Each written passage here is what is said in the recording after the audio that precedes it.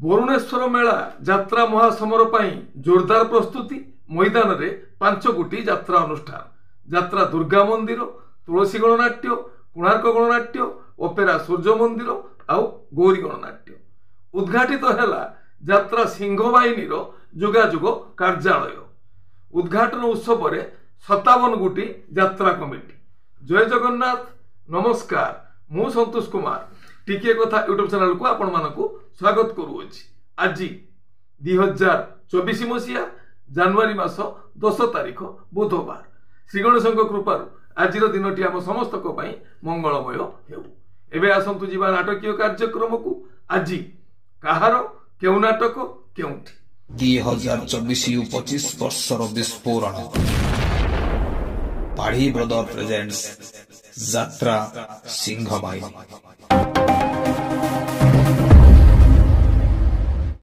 ଯାତ୍ରା ଶ୍ରୀ ବିଶ୍ୱ ଦରବାର ଦ୍ୱିତୀୟ ଅଭିନୟ ରଜନୀ। ରତିନା, ଆଗରପଡ଼ା, ଭଦ୍ରକ। ଆଜିର ନାଟକ ଅବୁଝା ଆଖିର ଅକୁହା କଥା। ରଚନା ଓ ନିର୍ଦ୍ଦେଶନା ଇଞ୍ଜିନିୟର ଆଶୁତୋଷ ମହାପାତ୍ର। ସଙ୍ଗୀତ ଏକନ ସାର। ଓಂ ଶ୍ରୀ ବାଘାଜ୍ୟୋତି ଲୋକନାଟ୍ୟ ଦ୍ୱିତୀୟ ଅଭିନୟ ରଜନୀ। ସରଳପୁର, ତିର୍ତ୍ତୁଲ, ଜଗତସିଂହପୁର। ଆଜିର ନାଟକ କନ୍ଦେଇ ମାରୁଛି ଉପରବାଲା। ରଚନା ଡକ୍ଟର ନିହାର ମହାନ୍ତି, ନିର୍ଦ୍ଦେଶନା ଶିବ ସ୍ୱାଇଁ, ସଙ୍ଗୀତ ମିହିର ମହାନ୍ତି। ଯାତ୍ରା ଇନ୍ଦ୍ରଭୁବନ ତୃତୀୟ ଅଭିନୟ ରଜନୀ। ନନ୍ଦପୁର, ଶିମିଳିଗୁଡ଼ା, କୋରାପୁଟ। ଆଜିର ନାଟକ ଭାଇ ଭଉଣୀର ନୂଆ କାହାଣୀ। ରଚନା ସନ୍ତୋଷ ନାରାୟଣ, ନିର୍ଦ୍ଦେଶନା ଶାରଦା ରଣା, ସଙ୍ଗୀତ ବିକାଶ ଶୁକ୍ଳ। ମା ବାଣେଶ୍ୱରୀ। ଯାତ୍ରା ଶ୍ରୀ ମା ବାଣେଶ୍ୱରୀ ପ୍ରଥମ ଅଭିନୟ ରଜନୀ। ସୌରିହାଟ, ପାଗା, କଟକ। ଆଜିର ନାଟକ ଜିତିବୁ ଯଦି ତୁ ଏକଲା ଚାଲ।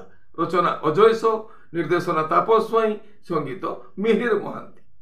ଅପେରା ଅଶୋକ ସମ୍ରାଟ ଦ୍ୱିତୀୟ ଅଭିନୟ ରଜନୀ। ବରାହିପୁର, ମାହାଙ୍ଗା, କଟକ। ଆଜିର ନାଟକ ପଚାରନା ମୁଁ କେମିତି ଅଛି।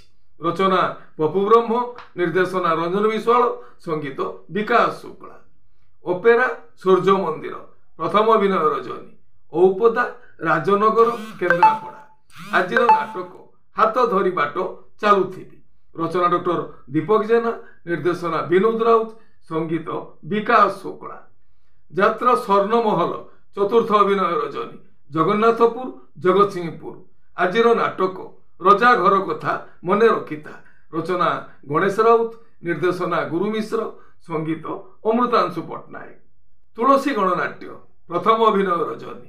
ପକ୍ଷୁଟ ମକର ପଡ଼ିଆ, କେନ୍ଦ୍ରାପଡ଼ା। ଆଜିର ନାଟକ ସିନ୍ଦୁର ହଜିଛି ଶୁଭ ରାତିରେ। ରଚନା ଡକ୍ଟର ରଞ୍ଜିତ ଲେଙ୍କା, ନିର୍ଦ୍ଦେଶନା କିଶୋର ଖଣ୍ଡୁଆଳ, ସଙ୍ଗୀତ ବିକାଶ ଶୁକ୍ଳା। ଯାତ୍ରା ଦୁର୍ଗା ମନ୍ଦିର ଦ୍ୱିତୀୟ ଅଭିନୟ ରଜନୀ। ଶୋଷୁ, ହାଟଡିହି, କେନ୍ଦୁଝର। ଆଜିର ନାଟକ ଭୁଲିଗଲା ପରେ ଭଲରେ ଅଛି। ରଚନା ଓ ନିର୍ଦ୍ଦେଶନା ହରବାରିକ, ସଙ୍ଗୀତ ମିହିର ମହାନ୍ତି। ଯାତ୍ରା ଆକାଶଗଙ୍ଗା ପ୍ରଥମ ଅଭିନୟ ରଜନୀ। ବୋଲୁଅ, କାମାକ୍ଷାନଗର, ଢେଙ୍କାନାଳ। ଆଜିର ନାଟକ ନିଜ ସ୍ୱାମୀ ଆଉ ଭଲ ଲାଗୁନି। ରଚନା ଜଗନ୍ନାଥ ରାଉତ, ସଙ୍ଗୀତ ଓ ନିର୍ଦ୍ଦେଶନା ଏନ୍ ଜ୍ଞାନେନ୍ଦ୍ର। ଯାତ୍ରା ସ୍ୱପ୍ନମହଲ ଚତୁର୍ଥ ଅଭିନୟ ରଜନୀ। ରାଣୀପଡ଼ା, କୋଣାସ, ପୁରୀ। ଆଜିର ନାଟକ କେତେ କାନ୍ଦିବୁରେ ଗୌର ଦାସ। ରଚନା ଡକ୍ଟର ଦୀପକ ଜେନା, ନିର୍ଦ୍ଦେଶନା ବିକ୍ରମ ନାୟକ, ସଙ୍ଗୀତ ଅମୃତାଂଶୁ ପଟ୍ଟନାୟକ। ଯାତ୍ରା ରାଜନନ୍ଦିନୀ ପ୍ରଥମ ଅଭିନୟ ରଜନୀ। ଚାରିଗାଁ, ବନ୍ଦ, ଭଦ୍ରକ। ଆଜିର ନାଟକ ଏମିତି ବନ୍ଧନ କେମିତି ହେଲା। ରଚନା ଜୀବନ ଜେନା, ନିର୍ଦ୍ଦେଶନା ବିଜୟ ଦାସ, ସଙ୍ଗୀତ ପ୍ରେମାନନ୍ଦ। କୋଣାର୍କ ଗଣନାଟ୍ୟ ଚତୁର୍ଥ ଅଭିନୟ ରଜନୀ। କଡ଼େଇ, ଝାଡ଼େଶ୍ୱର ଟାଙ୍ଗି, କଟକ। ଆଜିର ନାଟକ କନିଆ କାନ୍ଦୁଛି କୋଣାର୍କରେ।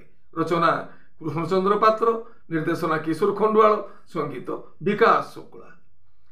ତାରିଣୀ ଗଣନାଟ୍ୟ ଦ୍ୱିତୀୟ ଅଭିନୟ ରଜନୀ। ତୁନପୁର, ମାଳଶାସନ, ସାଲେପୁର, କଟକ।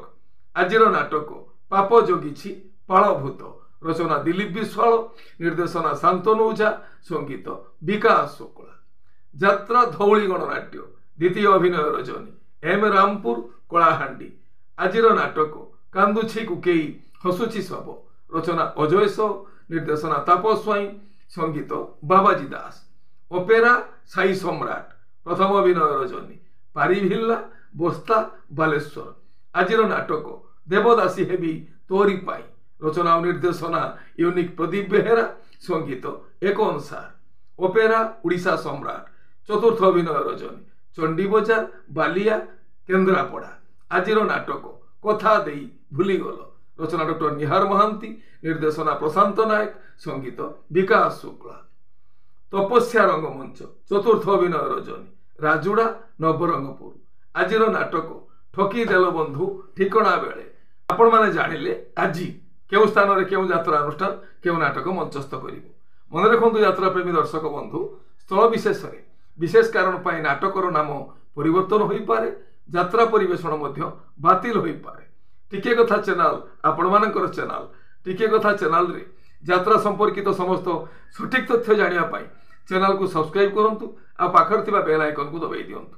যদি ফেসবুকରେ ଆପଣ ଆମର କାର୍ଯ୍ୟକ୍ରମ ଦେଖୁଛନ୍ତି ତାହେଲେ ପେଜକୁ ଫଲୋ କରନ୍ତୁ, ଲାଇକ୍ କରନ୍ତୁ ଆଉ ସେୟାର କରନ୍ତୁ। ଏ ହେଲା ଆଜି ସକାଳର କିଛି ତାଜା ତଟକା ଖବର ଯାତ୍ରାପ୍ରେମୀ ଦର୍ଶକମାନଙ୍କ ପାଇଁ। ବାଲେଶ୍ୱରରୁ ଆତ୍ମପ୍ରକାଶ କରିବା ପାଇଁ ଯାଉଥିବା ହାଇ ବିଗ୍ ବଜେଟ୍ ଯାତ୍ରା ଅନୁଷ୍ଠାନ ଯାତ୍ରା ସିଂହ ବାହିନୀର କାର୍ଯ୍ୟାଳୟ ବାଲିଆପାଳ ବାଲେଶ୍ୱରରେ ଉଦ୍ଘାଟିତ ହୋଇଅଛି। ଏହି ଉଦ୍ଘାଟନ ଉତ୍ସବରେ 57ରୁ ଊର୍ଦ୍ଧ୍ୱ ଯାତ୍ରା କମିଟି ଯୋଗ ଦେଇଥିଲେ। ପ୍ରଯୋଜକ ପରିଚାଳକଙ୍କ ପ୍ରତ୍ୟକ୍ଷ ପରିଚାଳନାରେ ଏହି ଉଦ୍ଘାଟନ ଉତ୍ସବ ଅନୁଷ୍ଠିତ ହୋଇଥିଲା। ଆଉ ଏହି ଉତ୍ସବକୁ ଉଦ୍ଘାଟନ କରିଥିଲେ ବସ୍ତା ବ୍ଲକର ପୂର୍ବତନ ଚେୟାରମ୍ୟାନ୍। ଏ ହେଲା ଆପଣମାନଙ୍କ ପାଇଁ କିଛି ତାଜା ତଟକା ଖବର। ପୁଣି କିଛି ନୂଆ କଥା ନୂଆ ଖବର ନେଇ ମୁଁ ଆସିବି ଆଉ ଏକ ସ୍ୱତନ୍ତ୍ର ଏପିସୋଡରେ। ସେତେବେଳେ ପର୍ଯ୍ୟନ୍ତ ବିଦାୟ ଦିଅନ୍ତୁ। ନମସ୍ତେ, ଭଲରେ ରହିବା ସମସ୍ତେ। ଜୟ ଜଗନ୍ନାଥ।